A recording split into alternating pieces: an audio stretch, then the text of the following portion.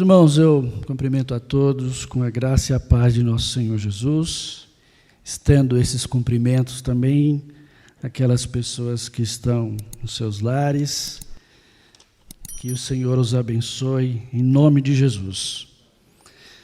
Meus irmãos, muitas pessoas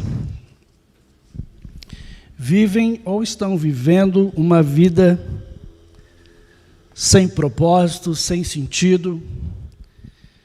A psicologia e a filosofia chamam essa situação, essa ausência de propósito na vida das pessoas, de vazio existencial.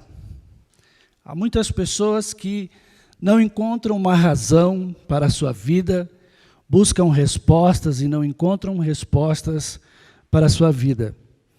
Mas o nosso pensamento doutrinário teológico, denominado de teologia reformada, ele entende que a razão desse vazio existencial, a razão dos dilemas humanos, a razão da falta de propósito na vida de muitas pessoas é chamado de depravação total, corrupção radical, enfim. Nós entendemos que como resultado do pecado original de Adão, todas as pessoas estão espiritualmente corrompidas e alienadas de Deus. A partir do pecado de Adão, essa natureza humana caída é incapaz de buscar a Deus por si mesmo. Essa corrupção espiritual, total, radical, resulta em um profundo vazio existencial. Aquela sensação de falta de sentido e falta de propósito na vida. Biblicamente falando, é resultado da queda e do pecado. É sobre encontrar esse sentido de vida e de propósito que eu pretendo falar nessa noite. Para isso, quero que os irmãos abram a Bíblia no Evangelho de João, no capítulo 4. E esse capítulo 4 conta a história bíblica de um encontro de Jesus com uma mulher que estava vivendo uma vida sem propósito, sem sentido,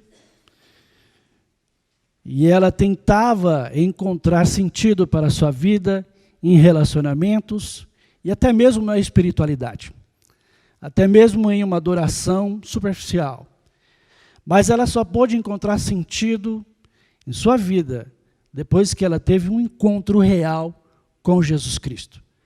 Nós queremos declarar e afirmar nessa noite que o vazio que muitas pessoas sentem dentro do seu coração não pode ser preenchido por vários relacionamentos amorosos, não podem ser preenchidos por consumos, não podem ser preenchidos por prazeres efêmeros, mas só pode ser preenchido pela pessoa de Jesus Cristo. E há muitas pessoas vivendo desta forma. Há muitas pessoas que não conseguem se desvencilhar das suas escolhas erradas. Há muitas pessoas que estão sofrendo e buscam a causa desse sofrimento em coisas que não é a verdadeira causa.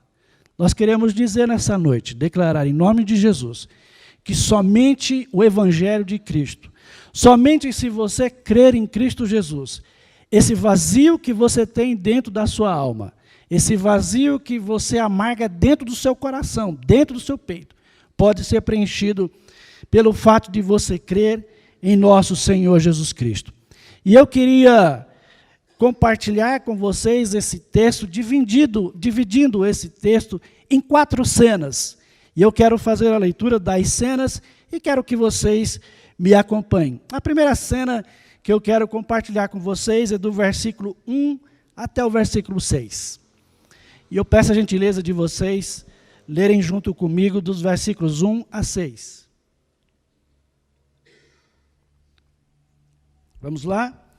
Quando, pois, o Senhor, que os fariseus tinham ouvido que ele, Jesus, fazia e batizava mais discípulos que João, Se bem que Jesus mesmo não batizava, e sim os seus discípulos, deixou a Judéia, retirando-se outra vez para a Galiléia, e era-lhe necessário atravessar a província de Samaria.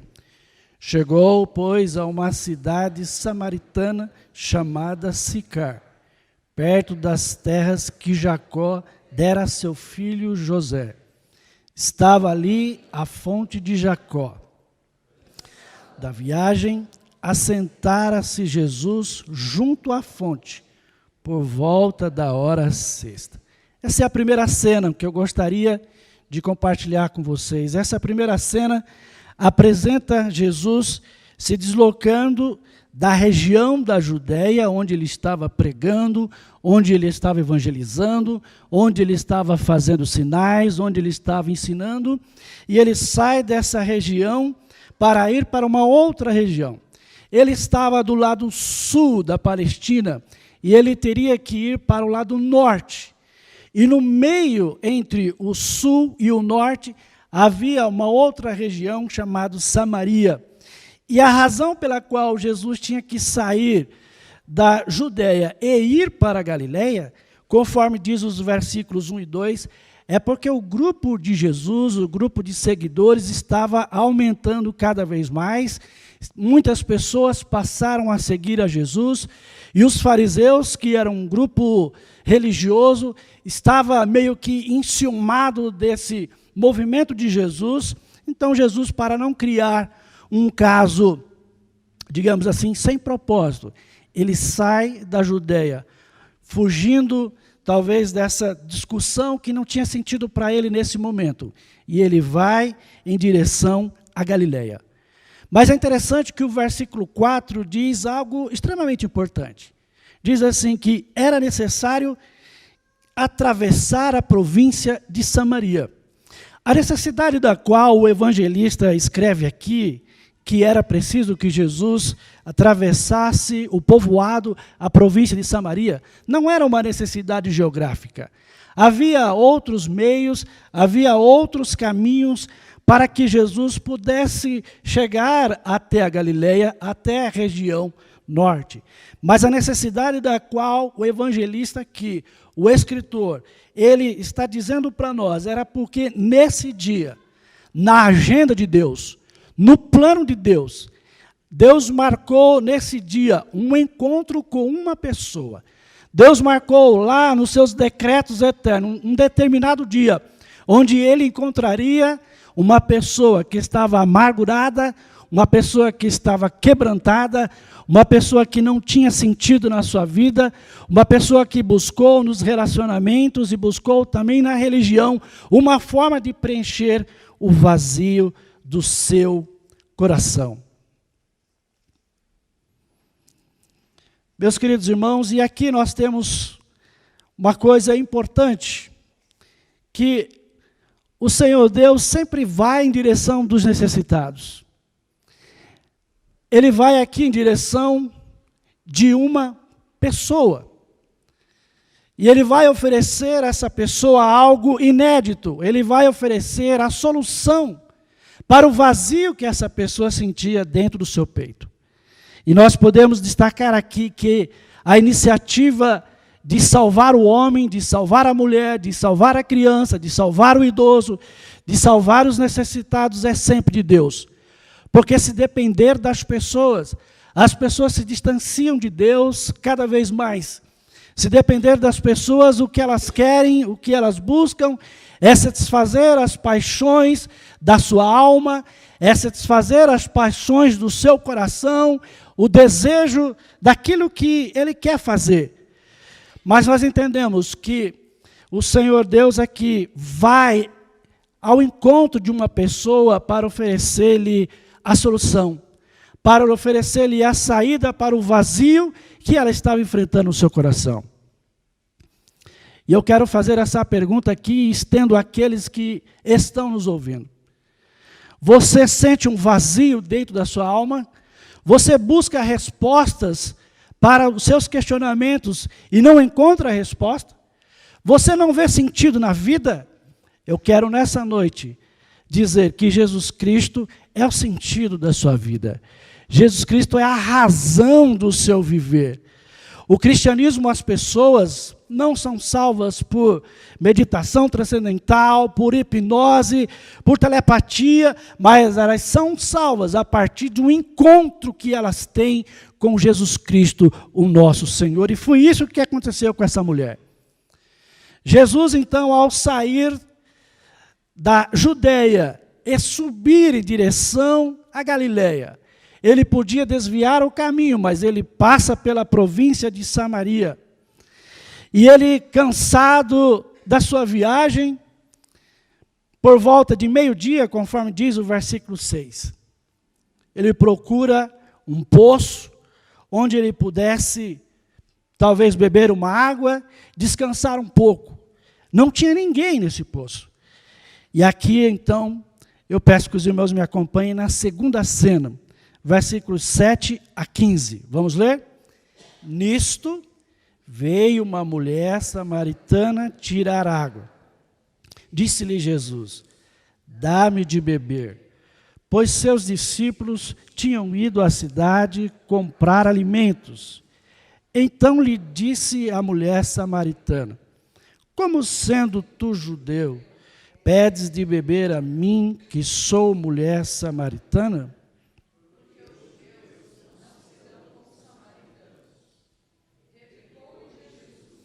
Se conheceras o dom de Deus, e quem é o que te pede, dá-me de beber, tu lhe pedirias, e ele te daria água viva.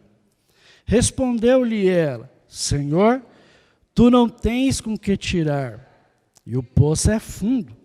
Onde, pois, tens a água viva? És tu, porventura, maior do que Jacó, o nosso pai, que nos deu o poço, do qual ele mesmo bebeu, e bem assim seus filhos e seu gado? Afirmou-lhe Jesus: quem beber desta água tornará a ter sede.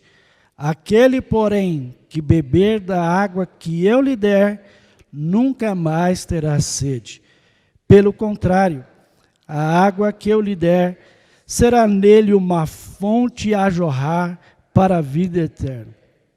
Disse-lhe a mulher: Senhor, dá-me dessa água para que eu não tenha mais sede, nem precise vir aqui buscar água. Essa segunda cena apresenta o diálogo entre Jesus e a mulher de Samaria.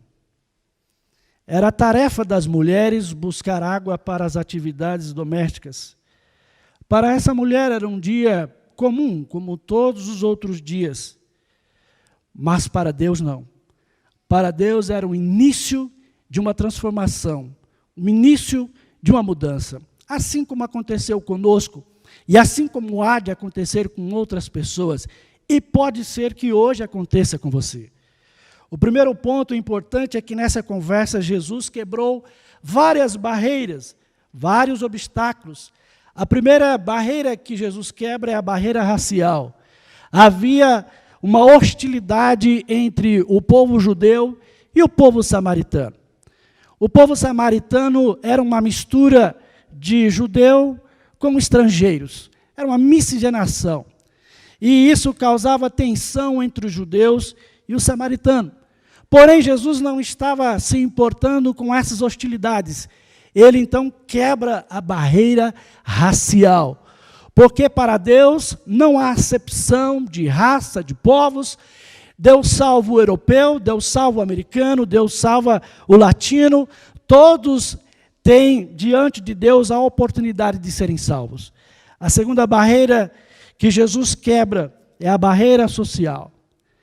Naquela época, naquela sociedade, não podemos generalizar, mas a mulher não tinha tanta importância e boa parte daquela sociedade não a considerava de forma correta e adequada. Mas Jesus, ele vai e conversa com uma mulher. Conversar com um samaritano já era complicado. Conversar com uma mulher samaritana naquele tempo era um pouco mais complicado. Mas Jesus, novamente, não fazendo distinção entre mulher e homem, ele vai até essa mulher e oferece a ela a salvação. Outra barreira que Jesus quebrou foi a barreira religiosa. Os samaritanos tinham uma forma diferente de adorar a Deus. Os samaritanos não acreditavam na escritura hebraica do Antigo Testamento. Eles acreditavam apenas no Pentateuco, os 5 primeiros livros da Bíblia, o livro de Moisés. Os samaritanos também entendiam que não era em Jerusalém o lugar correto de adorar, ou onde o templo deveria ser construído, mas era em um monte chamado Gerizim. Os judeus tinham uma forma monoteísta de adorar a Deus, adoravam apenas um Deus. Os samaritanos adoravam outros deuses, eram sincretistas, adoravam deuses diversos, estranhos. Mas Jesus também não se importou com essa barreira religiosa. O segundo ponto importante dessa segunda cena é que Jesus oferece a essa mulher algo que mudaria efetivamente a vida daquela mulher. Versículo 10, Jesus, ao pedir água a essa mulher, no versículo 9, e essa mulher diz: como é que você, sendo judeu, a aparência de Jesus denunciava que ele era judeu, que ele não era samaritano. O sotaque de Jesus denunciava que ele não era samaritano. Aquela mulher nunca tinha visto aquele homem naquela religião, naquela vila. Mas Jesus, então, a pedir água a essa mulher, que era um ponto de contato para oferecer a ela uma água que jorraria para a vida eterna. O que Jesus está demonstrando aqui é que as coisas que as pessoas buscam, por muitas vezes, são coisas superficiais. Mas as coisas espirituais são coisas eternas. São coisas que transcendem essa vida. São coisas que ocupam o nosso coração, mas elas, de tal forma, elas dominam a nossa vida, dominam a nossa alma, que ela traz um novo sentido para a nossa vida. Jesus oferece algo a essa mulher. E ele diz no versículo 10, olha, mulher, você não quer me dar água. Mas se você conhecesse o dom de Deus, se você pudesse entender o presente que Deus tem para lhe dar, e quem é o que te pede, você lhe daria, você é que lhe pediria, e ele te daria, não uma água de um poço, não a água de uma fonte, mas ele te daria água viva. Quando Jesus disse a essa mulher que lhe daria água viva, ela se interessou pela água. Ainda ela está no seu pensamento normal, natural. Ela ainda não podia compreender que Jesus estava falando de algo diferente, de algo transcendente, de algo eterno. Ela não podia compreender isso. E ela disse no versículo 11, Senhor, o Senhor não tem com que tirar água, o poço é fundo. De onde o Senhor vai providenciar essa água viva?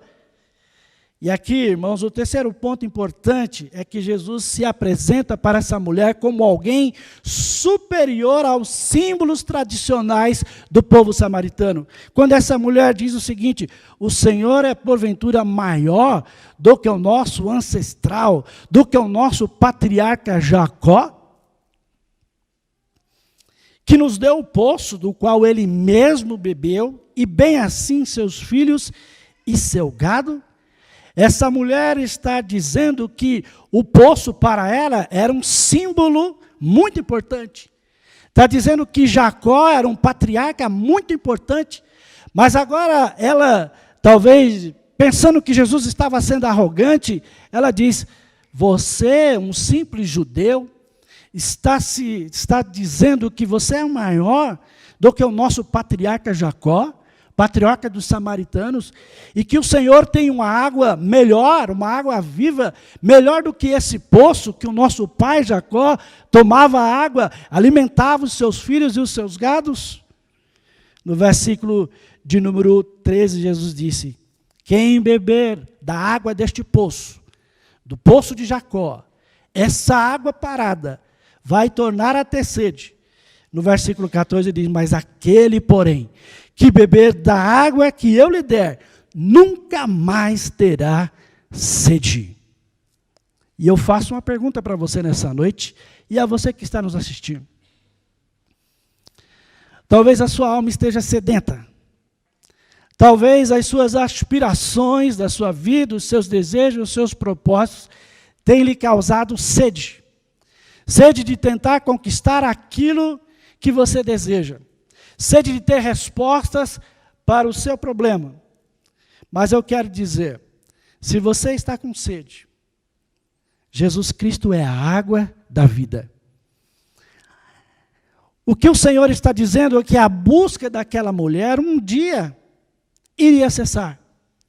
Ele está dizendo que constantemente aquela mulher estaria ali buscando água, e que quem sabe o dia por alguma razão ela poderia não vir aqui, não estar ali no poço buscando água, mas ele tinha algo mais sublime.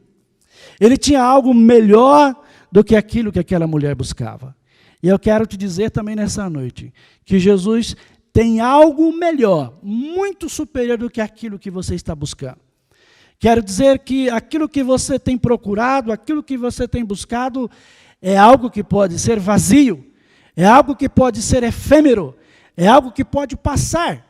Mas aquilo que o Evangelho oferece a você, se você crer em Cristo Jesus, será algo perene, será algo eterno, será algo que, ainda que a sua vida se finde aqui nesse mundo, na vida eterna você ainda gozará da presença do nosso Deus e da salvação eterna. Terceira cena, meus irmãos, está no versículo 16 até o 30. E aqui nós vamos discorrer apenas para ganhar um pouco de tempo. Quando essa mulher ouviu de Jesus que ele tinha algo melhor, mais sublime, que poderia preencher o vazio da alma dela, do coração dela, que era uma água diferente do poço de Jacó, ela começou a entender a mensagem de Jesus. Ela começou a compreender que Jesus não estava falando mais de uma água física, mas ele estava falando de uma realidade espiritual. Quando ela começou a entender isso, a terceira cena dos versículos 16 e 30 apresenta Jesus como aquele que conhece a alma humana e que sabe qual é a causa da prática dessa mulher, do vazio existencial, aponta as escolhas erradas dela, estimula ela a arrepender-se dos seus pecados. Uma vez que você compreenda que em Cristo há salvação, uma vez que você compreenda que esse vazio que você está vivendo só pode ser preenchido pelo Evangelho de Cristo, você precisa abandonar a sua vida errada. É o que Jesus está dizendo a essa mulher, quando ele diz assim para ela, vai, chama teu marido. Quando a gente lê esse texto, parece que não há conexão em que o que Jesus acabou de dizer sobre a água que jorra para a vida eterna, e agora vai e chama teu marido. Mas o que Jesus está fazendo é mostrando à mulher que ele sabe o que está acontecendo. Ele conhece qual é a causa da prática que ela está vivendo. Por que ela está sentindo aquele vazio? E Jesus demonstra para ela, você tem procurado preencher o vazio do seu coração através de relacionamentos quebrados. De afetos que não têm te levado a nada. E aí Jesus diz para ela assim, vai, chama teu marido. Jesus está apenas criando ali uma curiosidade dela, estimulando ela a pensar que o tipo de vida que ela estava vivendo era uma vida errada. Jesus não a acusou, Jesus não esnobou a mulher, Jesus não proferiu palavras, quem sabe para entristecer essa mulher. Ele apenas disse para ela, vai, chama teu marido. Ela disse, eu não tenho marido. Jesus disse, é verdade, você já teve 5 maridos, e agora esse com quem você está morando não é teu marido. Isso disseste com verdade. Meus queridos irmãos, Jesus, ao falar isso para essa mulher começou a entender que se ela quisesse ter o vazio do seu coração preenchido, ela tinha que mudar de vida. ela tinha que arrepender-se dos seus pecados. Ela tinha que entender que aquilo que ela estava buscando para preencher o vazio da alma dela, que era o relacionamento afetivo, vários relacionamentos, não a levaria a lugar algum. E eu quero também nessa noite dizer a você, que se você está buscando preencher o vazio do seu coração, de uma forma que você está ignorando mudar a sua vida, está ignorando que as escolhas que você fez é errada, eu quero dizer pela palavra do Senhor que você não vai chegar a lugar algum. Ela teve vários relacionamentos passageiros, conforme o Senhor Jesus diz a ela. Não somente os relacionamentos afetivos eram a maneira dela tentar preencher o vazio da sua alma, mas a própria espiritualidade, religiosidade, ela buscava no sentido de tentar preencher o vazio do seu coração, quando no versículo 20, parece que também ela fala algo que está fora do assunto, mas não está fora do assunto. Ela diz o seguinte: nossos pais adoravam neste monte, em Gerizim. Mas vocês, judeus, dizem que é em Jerusalém. O que a mulher está querendo dizer com adoração? O que nós podemos entender desse texto é que essa mulher era religiosa. Ela frequentava, vamos chamar assim, o templo em Gerizim. Nessa época, o templo de Gerizim já havia sido destruído. Mas o que fica claro é que essa mulher, ela buscava o conforto, o alívio para a sua alma, nos relacionamentos afetivos, mas buscava também o conforto e o alívio para a sua alma numa espiritualidade vazia.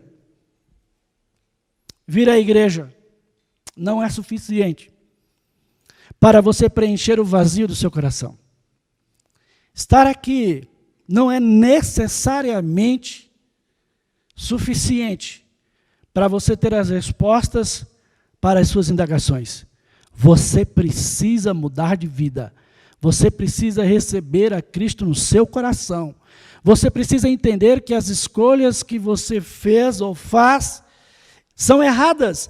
É isso que Jesus mostra para essa mulher, quando ela começa a querer a seguir a Jesus e a crer, e ela diz: se eu crer no Senhor, onde é que eu devo adorar? Eu adoro em Gerizim, mas o Senhor, sendo judeu, e o judaísmo diz que tem que ser em Jerusalém. Jesus então diz à mulher no versículo 21, mulher, podes crer-me, que vem a hora quando nem neste monte, aqui em Gerizim, nem em Jerusalém,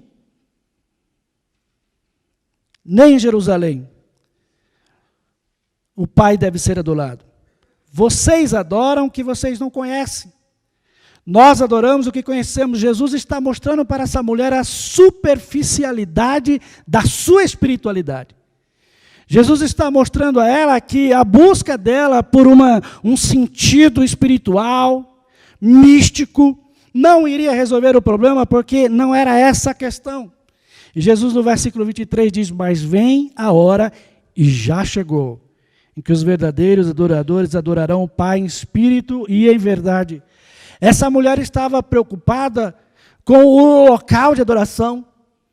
Ela se prendia nas cerimônias da adoração, nos ritos externos da adoração. Mas Jesus não está preocupado com o local da adoração, mas ele está preocupado em como se deve adorar a Deus. E ele diz à mulher: olha, se deve adorar a Deus em espírito, na sua alma, dentro do seu coração.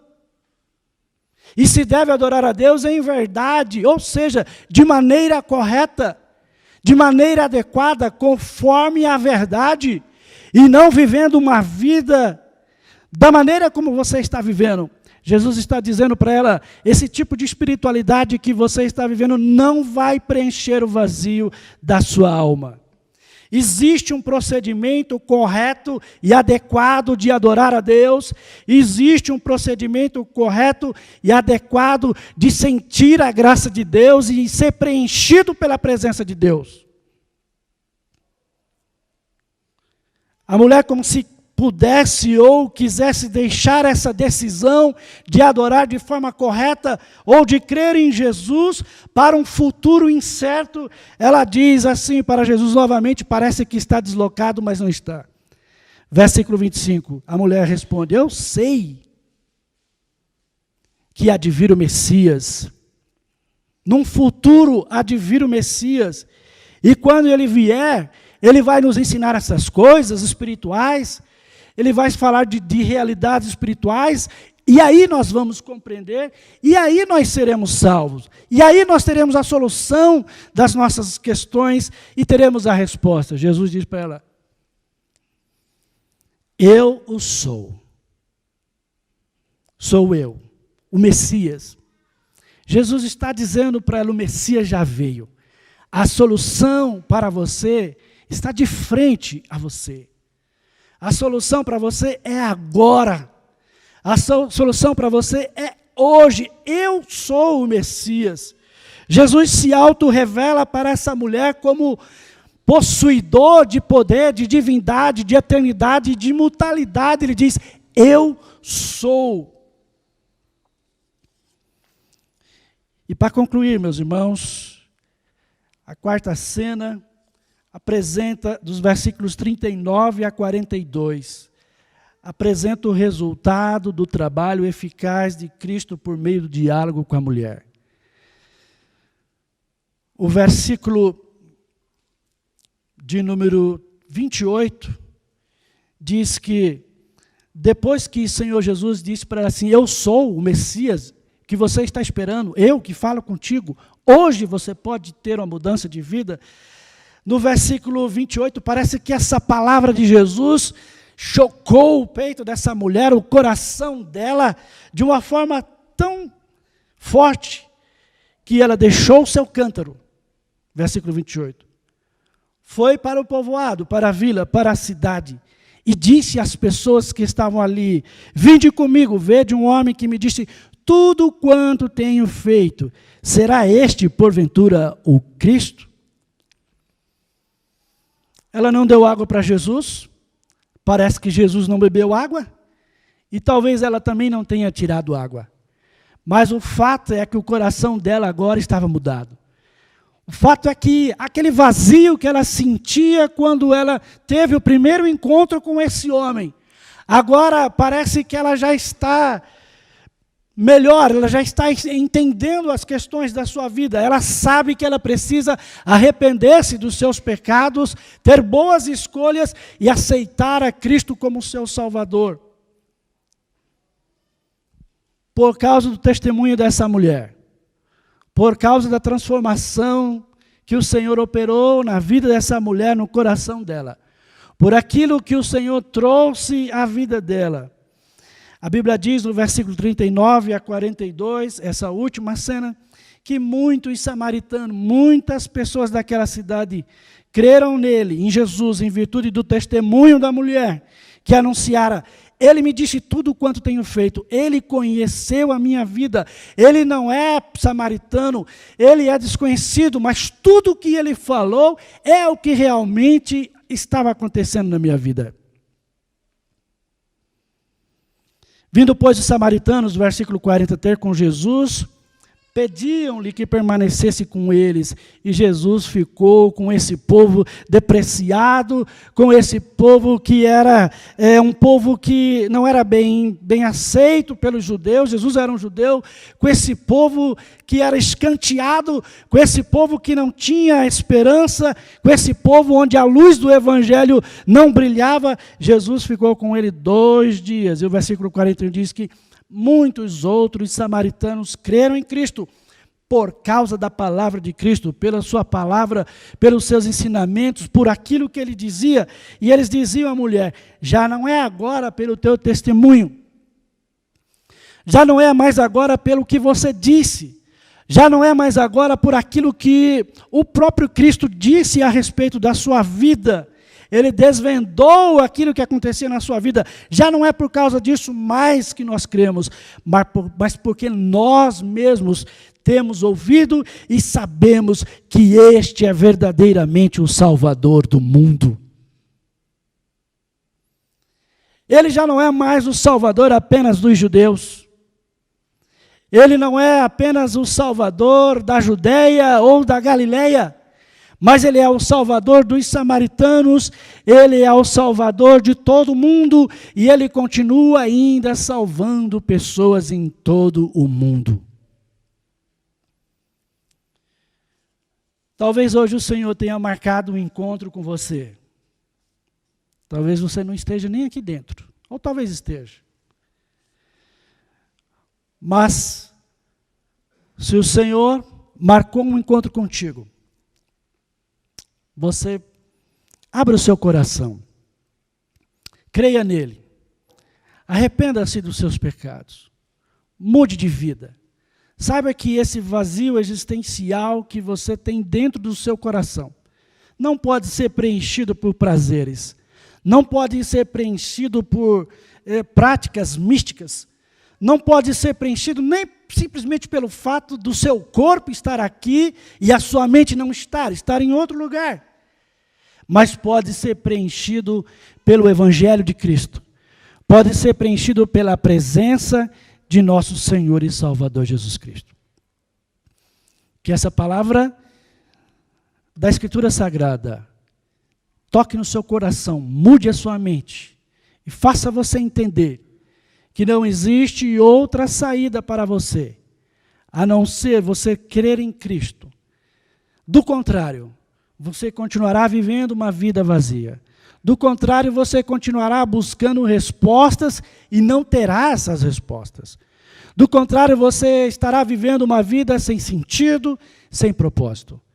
Mas se você crer em Cristo nessa noite, se você abrir o seu coração, o Senhor Jesus vai entrar dentro do seu coração e vai produzir uma abundância de alegria dentro do seu coração. E aquele vazio, aquele oco que há dentro da sua alma, dentro do seu peito, será preenchido por algo abundante, muita água. Água que jorra para a vida eterna, abundante, água viva, que somente Jesus pode te dar. Deus abençoe. Que o Senhor Jesus possa mudar o seu coração e tratar contigo em todo o tempo, hoje e no tempo que o Senhor tiver preparado para entrar no seu coração. Deus abençoe a todos em nome de Jesus.